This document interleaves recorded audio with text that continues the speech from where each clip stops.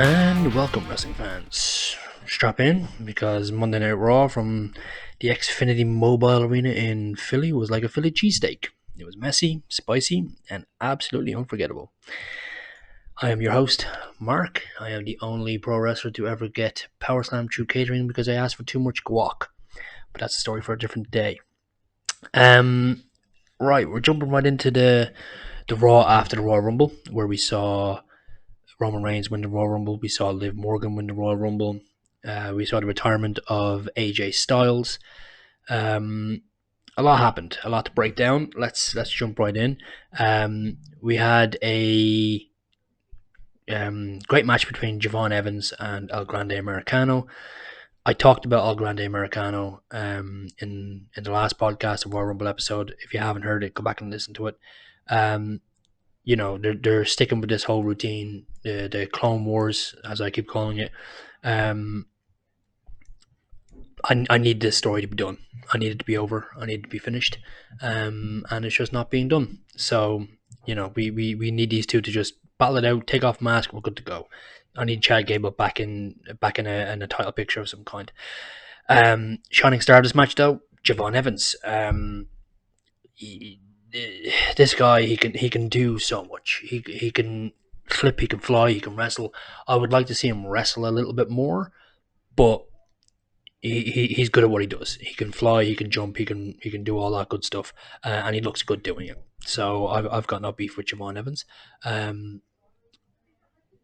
Javon, he's I'm going to call him a rookie from NXT, but he's been around the block, he's been around the wall, he knows what he's doing, he knows his niche, and he knows where to put it.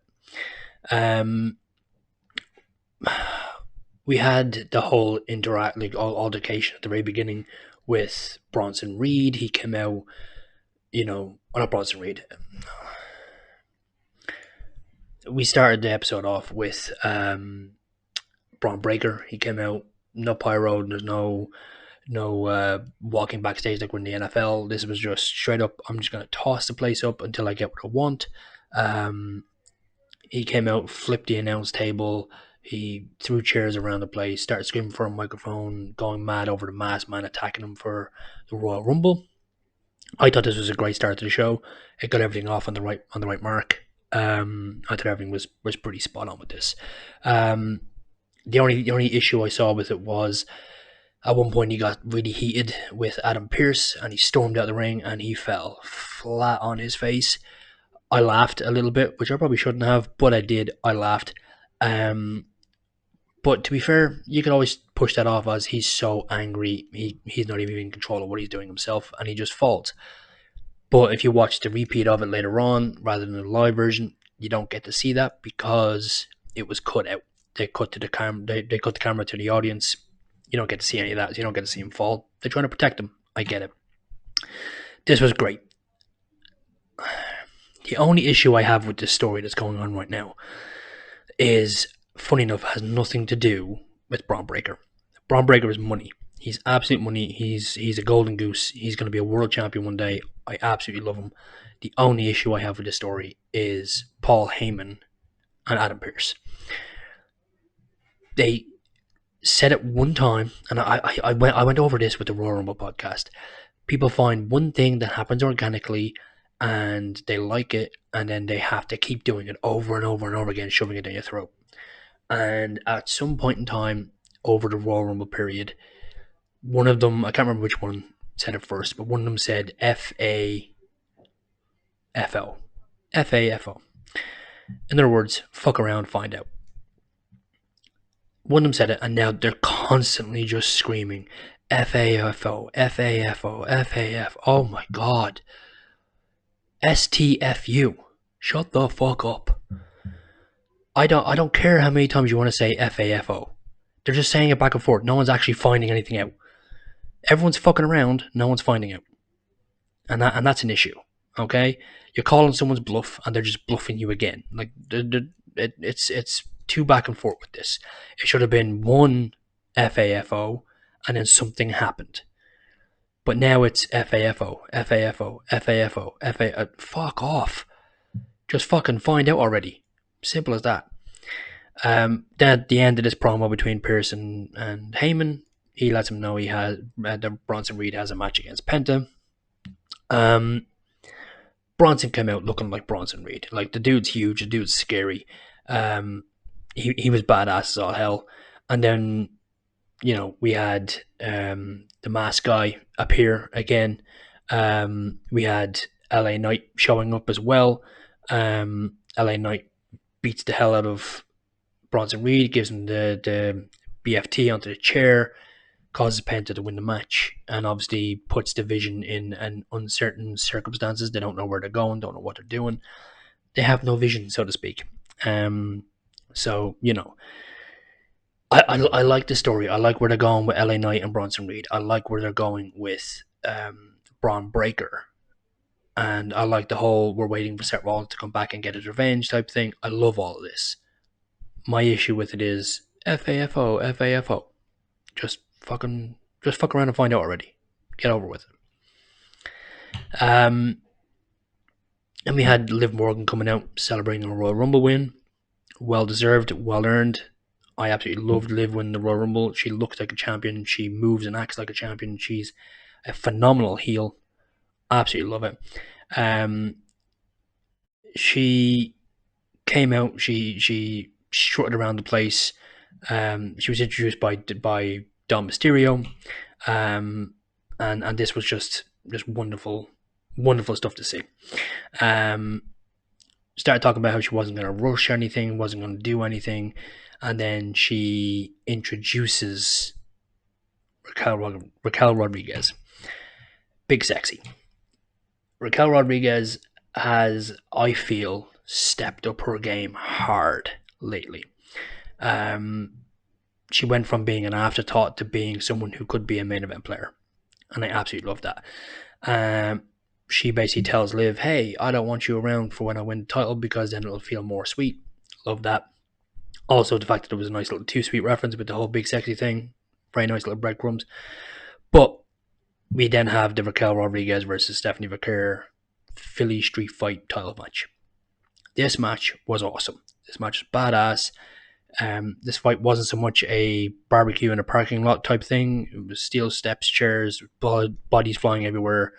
It was a great match. It was a lot of good wrestling mixed with some weapons here and there, rather than it being all about the weapons, which I loved. It was kind of reminiscent of the early WWE version of ECW, which is funny because it was in Philly. I feel like that's what they were going for. But Hammerstein Ballroom, only down the road. It was a good match. The fans were into it. They were chanting, "This is awesome." It was amazing. It basically looked like someone asked two freight trains to just smash into each other and see what happened. And we saw what happened. Stephanie Vaquer came out on top. A little bit of a help to Liv for that, because Liv got involved when Raquel asked her not to, which is planting the breadcrumbs for a turn down the end, which I like. We had a surprise arrival from Obafemi. Actually, you know what? I'm going to go back to Stephanie Vaquer for a minute. That woman is carrying that title so fucking well. I just want to put that out there. I want to give her flowers. She's carrying that title so goddamn well, and she's very much acting like a fighting champion and holding herself to the standards of a good champion. I just want to put that out there. I love that. Obafemi had a surprise visit there on Raw. He came out and basically just immediately put the War Raiders on notice. He just smashed the shit out of them and threw them around like paper airplanes. Absolutely loved it. There wasn't even a match. There wasn't even a referee. He just beat the shit out of them like they owed him money and then walked away. Absolutely fucking loved it. And then we get to the pièce de résistance of the night. Roman Reigns. Roman Reigns coming walking out talking about his Royal Rumble win. And then we have CM Punk interrupting him. CM Punk comes down, walks past Roman Reigns, and looks dead into the camera and starts talking to Finn Balor. I love this. I thought this was absolutely brilliant because it's not forgetting Finn. It's not putting him on the back burner because Mania's around the corner. It's keeping Finn in the spotlight, putting Finn over in that sense, but at the same time, it's adding fuel to the fire for Punk and Reigns. So Reigns obviously got a little pissy about this, which is what you're expecting. This promo between Reigns and Punk, when I was watching it, I was thinking, this is God mode meets God mode. This was just a phenomenal promo. This was a Philly moment, up and like true and true, a complete Philly moment. Roman Reigns, fresh off the Royal Rumble win, he shows up. He brings that promo hard to Punk. He starts talking about how, you went on your best friend's podcast 10 years ago and you made my life harder than it ever should have been, which is true. He did go on and he started talking about how Reigns is being pushed down everyone's throat and he's being pushed as new top dog and all this, which then the fans rejected, which made it harder for him. And yeah, I understand that. And then he starts talking about how when you came back 2 years ago, who do you think they came to okay it? It was him. CM Punk talking about how he brought in the Shield and all this, but I want to hear a Chris Hero reference here. He originally wanted Chris Hero in that group. I want to hear a Chris Hero reference here somewhere. But Punk's talking about how he brought Shield into the company. They did all this great stuff. And this was just a perfect back and forth. It was what it needed to be. It was as long as it needed to be. It's hard to say who won the promo battle. It's difficult to say. If you were to ask me, I think maybe Roman Reigns won by a hair. I think he won by a hair. I think it was Reigns. But I'm here for it. That match did that promo did what it was supposed to do. It got me invested in the match, and I can't complain about it. But tell me who you think won that promo. I want to know who you thought won that promo. Leave me a comment. Leave me a go on Instagram. Go on Spotify. Go on Apple Podcasts. Go on Amazon Music. Whatever you're listening to us on. Go on Instagram. Go on TikTok. All that good stuff. And drop a comment on any of the videos and for this podcast and tell me who you think won that promo. Was it Roman Reigns? Was it CM Punk? And let's debate it. Let's talk about it. At the end of the day, he officially chooses CM Punk.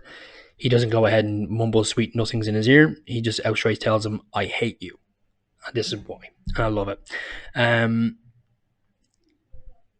Yeah, I mean, at this point, if CM Punk doesn't have any glitter on his robe, I don't know. He needs to step up that game just a little bit more, because I think in that promo, I don't think CM Punk was expecting Roman Reigns to have leveled up his promo game as much as he did. But nevertheless, he did. So yeah, Raw ended with Roman Reigns' WrestleMania challenge set in stone. Liv is riding high, loving her little life. Femi looked like he bench presses small countries. Can't complain about that. But we'll talk about what all that means for the Elimination Chamber. But first, we're going to talk about SmackDown. So SmackDown kicked off with a bit of a jump start. We had Raw start off with a jump start with Braun Breaker coming out, flipping tables, throwing chairs, being a big badass.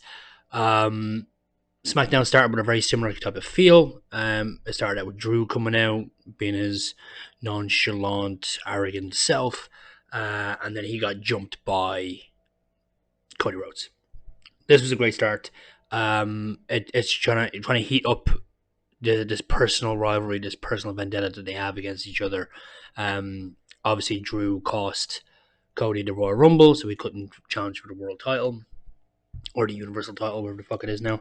And yeah, I thought this was really good. He got on the mic, said he can't in good conscience point at the sign, and he cost him the match, and so on and so forth. So this is going to lead to Cody going into the Elimination Chamber to fight him at Mania, which I'll come back to. I'll come back to that, because I do have a problem with that, but we'll come back to that.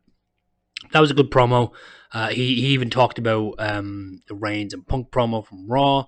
And I don't know. I mean, I feel like the Reigns and Punk promo from Raw was so good that it made Drew and Cody feel like an afterthought. Correct me if I'm wrong. Tell me what you think. But it felt like they were an afterthought after that. They didn't feel as special. They didn't feel as important, is the right word, I think. I didn't feel as invested in it. But nevertheless, it was a great promo, great segment where he attacked Drew. That was fantastic. Then after that, we had what did we have? We had Rhea Ripley and Io Sky against Julia and Kiana James. I loved the match. The match was brilliant. Um, Rhea always looks like a superstar. Julia, I've followed her career all through Japan and now into WWE. She is fantastic. I don't think she's being utilized to her fullest capacity, but I absolutely love Julia. Io Sky, I'm a big fan of. I'm not a fan of the head pointing thing. Like, don't get me wrong, the head pointing thing that she does, the whole shtick that she does, it's cool. I like it. It's like the yeeting. It's like the way when Braun Breaker hits the ropes as fast as he can, or every time he hits a spear, he does that head twitch thing. Um, they're cool in isolated moments, but when you're doing it every 5 seconds on every show, it becomes stale and boring very quickly. And then when it's stale and boring and you're still doing it, it feels like you're shoving it down people's throats, and that's not okay. So that's how I feel with this whole head pointing thing with Io, but that's not going to go away anytime soon because oddly enough, that's what's keeping her relevant. Um, I do also feel like the tag titles for the women's division has become very much a secondary thing. It's not even secondary; it's a tertiary thing. Um, Back when they brought out those tag titles, it was because we had so many women on the roster and they didn't know what to do with them. Now we don't have as many women's tag teams, and if they do have a tag team, they're just dumping two women together and saying that's your tag team, and I don't like it. Um, I would prefer to see actual women's tag team wrestling. Like we had the Iconics for a long time.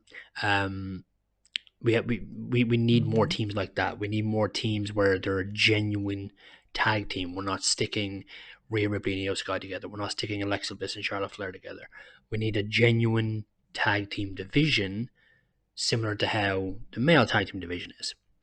The male tag team division, like up until he left, you had DIY, you had the Street Profits, you have the Wyatt Six, you have these different factions. You know, you have we had Solo Sikoa's little bloodline, the MFTs. Um, we have all these different groups and factions and teams.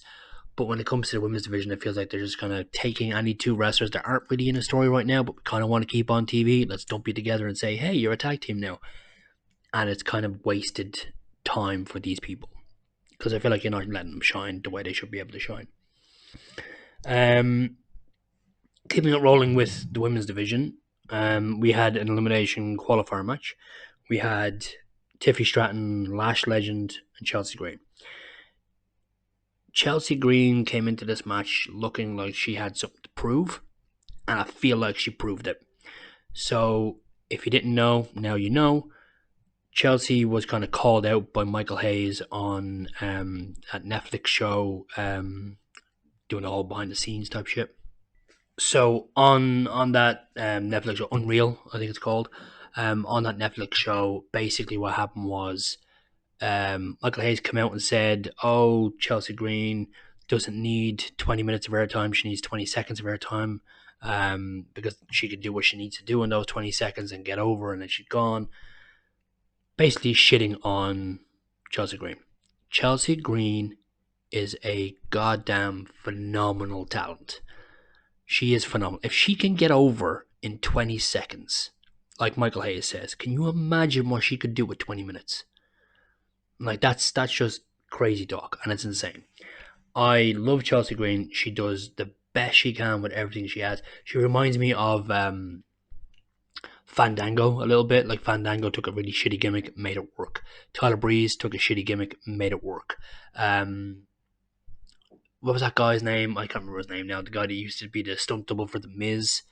It was Damien Sandow. Damien Sandow. He used to be Miz's stunt double, and it was such a shitty gimmick, but he made it work, and it got over. Chelsea Green can get anything over. She can hit my mother with a car, and it would get over. Like she can make anything get over. She can twist it. She can adapt it, manipulate it, and make it over. To not put her on TV as often as possible is a goddamn crime, as far as I'm concerned. But they put her in this Elimination Chamber qualifier match, and we had Tiffy Stratton and Lash Legend in there with her. Lash Legend, I felt like she was like a duck out of water, to be honest. She looked good in the Royal Rumble, but at the same time, even though she looked good, she did look a little bit lost in the sauce from time to time. Now that it was just 3 people in the match, and she couldn't hide behind other people, she looked a little bit more lost in the sauce, I thought. But she still did well. I'm not taking anything away from her. She still did phenomenal. But I just feel like she could play into the big girl a bit better rather than just doing like big power moves. Like she needs to go full like Dead Man Undertaker from like the early 90s, you know. No sell a couple of hits here and there, and then have the 2 of them double team on her, and then she takes the bump. Like, I feel like she could do more with her size than what she's currently doing. And I want to see that from her because I know she's going to be a main eventer. I know she's going to be a world champion at some point. But when she is the world champion, I don't want it to fall flat. I want her to succeed with it. So I'm hoping, with my fingers crossed, that she can utilize that big woman mentality a little bit better. And then we had Tiffy Stratton. Tiffy Stratton, I mean, she looks like a champ. She acts like a champ. She moves like a champ. She is also prone to doing a lot of gymnastics in the ring. But, you know, few and far between. I'm not angry about it. Overall, good match. I'm not going to complain about it. It was a good match. Tiffy won with the prettiest moves all ever. You know, it was a good little segment. We also had Jacob Fatu. I was going to say Solo Sikoa because they all bleed into one at a certain point with all the Samoans. Solo Sikoa, I mean, like we have Solo Sikoa, we have Haku's kids in there as well, and I get all the names mixed up all the time. So forgive me if I get it wrong. Jacob Fatu attacking the shit out of Drew as well. Not a good night for Drew. But this is where I have a problem with the Elimination Chamber now. So Jacob Fatu has also been put into the qualifier match, which means we now have 2 strong storylines for Drew and the world title. One of them is being axed because only one person can win the Elimination Chamber. So if you put Cody and Jacob into the same qualifier match, then if Jacob wins, he's going to the chamber. He's winning that thing. He's facing Drew at Mania because that story's already there.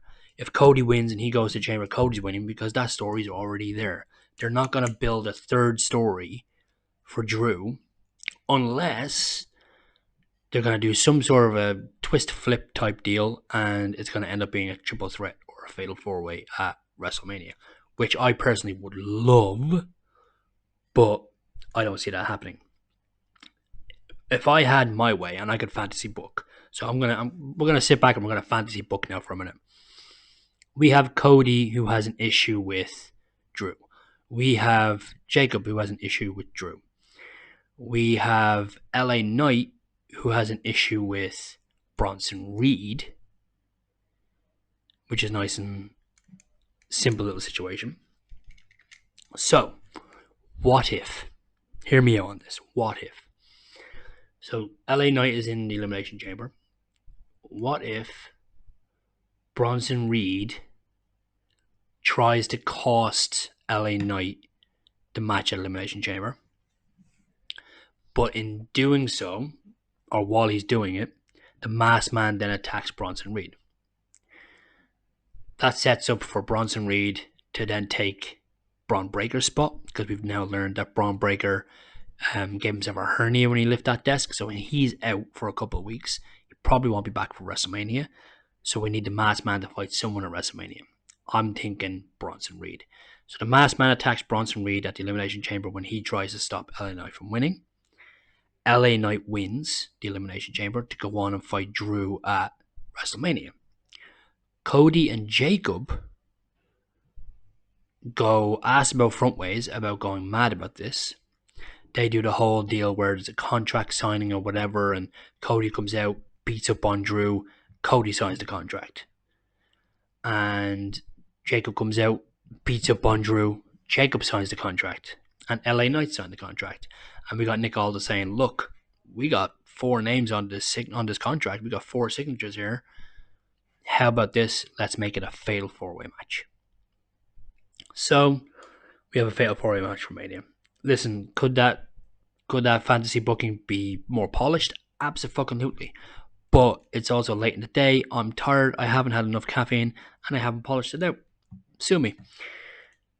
But tell me what you guys think. Should this match turn into a 1-on-1? Should it be a triple threat? Should it be fatal 4-way? What should it be?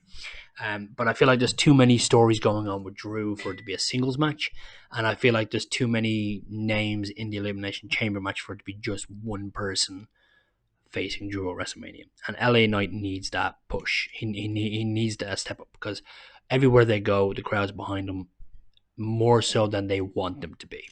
And I feel like that needs to be the case. Because I mean, we also have Randy Orton, right? Orton's also in the he was in a qualifier match with Solo and Alistair. Orton won that match. I mean, it was a match. It wasn't spectacular or special, but it was a match, and Orton won it. So now Orton's in the Elimination Chamber. So we got Orton, we got Knight, we got either Cody or Jacob. We're not going to get both in there, unfortunately. But yeah, I mean, I feel like there's enough heavy hitters in this Elimination Chamber match that any one of them can have an amazing match with Drew at WrestleMania for the title. But I feel like there's already 2 stories being told at the same time. We're not going to start a third unless it's all going to amalgamate into one big story with everyone involved. But we'll see how that goes. Yeah, I mean, what else can we say about SmackDown? It wasn't as I'm gonna say it didn't punch home as hard as Raw did. The Raw after Rumble, it didn't punch home as hard. Oh, we also had Liv. Damn, I almost forgot about that. We almost forgot about our beloved Liv Morgan. We had Liv Morgan have a whole deal with Jade Cargill on the show, saying she's not gonna rush her thing. I don't see Liv fighting Jade at WrestleMania. I really don't. I don't see. I can. I don't imagine Jade Cargill's first title defense after having the title for 3 months already is going to be at WrestleMania. That would be just a complete disaster and an absolute clusterfuck if it was. But that woman has had 0 title defenses since winning the title, and she's won it months ago. They need to put her in some title matches on TV and get it done as soon as possible, because she's starting to look weaker and weaker the less she defends it. But I don't see Liv fighting Jade for that. I don't imagine that being a great match, because I don't think Jade Cargill will respect Liv enough to allow her to carry her in that match. Personally, that's the vibe I get. I could be wrong. I could be very wrong about that, but you know, it's the vibe I get from it. So I imagine something along the lines of a Liv Morgan versus Stephanie Vaquer, which would be an awesome match. And then I imagine something along the lines of a Jade Cargill versus a Bianca Belair. That would be awesome. That would be a fantastic match. I don't know if Bianca Belair is ready for a match. I don't know if she's okay. I don't know if she's coming back anytime soon. But if they did do that, that would be fantastic. But then that led into a match then where Liv and Raquel went over. But yeah, I mean, Liv's on fire right now. Liv's like white hot.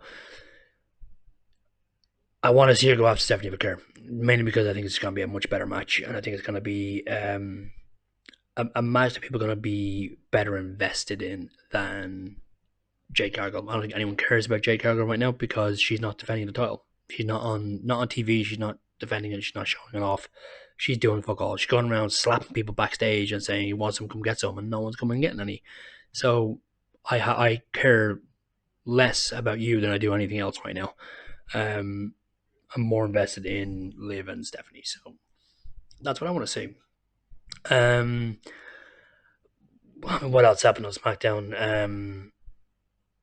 Carmelo Hayes handled the Miz like a breakup text, to be quite honest. Obafemi was there. He did another set of like destruction things going around. Um, Trick Williams reminded Drew McIntyre that he's not some background noise, which was pretty badass and pretty cool.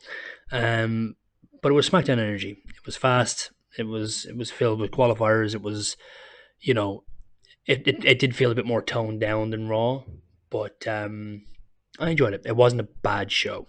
Um, wasn't a bad show. I thought it was a good show. I thought the week of wrestling overall was good. The Royal Rumble was good. Raw was great. Mainly because of that God mode meets God mode type promo, and then SmackDown was good.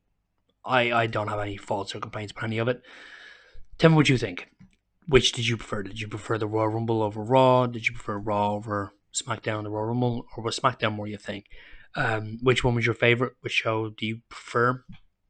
And who do you think should go into the Elimination Chamber? Who do you think should be the 6 guys in the Elimination Chamber? And who do you think should go face Drew at WrestleMania? And give me your best fantasy booking on it. So yeah, that was the end of the week. I quite enjoyed it. It was a good week.